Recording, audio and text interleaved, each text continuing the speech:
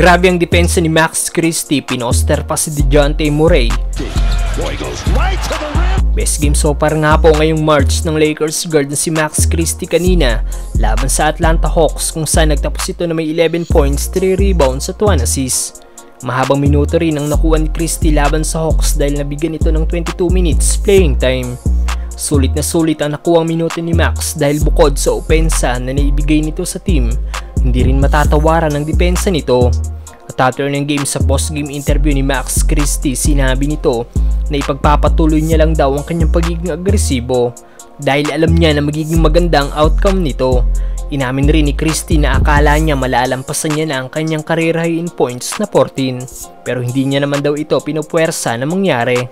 Narito ang highlights si Max Christie laban sa Atlanta Hawks. Sipag dumipensa ng Lakers guard at tinahabol talaga ang tira ng Hawks. Gaya na lang na pagdepensa nito kay Garrison Matthews na mintis ang tres dahil sa depensa ni Christie.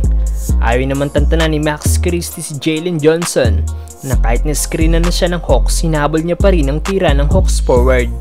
Namintis din ang ginawang 3-point shot. Mintis naman ang easy layup ni Hunter dahil pa rin sa depensa ni Max Christie. Napatayo naman ang mga player ng Lakers sa bench matapos si poster ng Lakers guard si DeJounte Murray.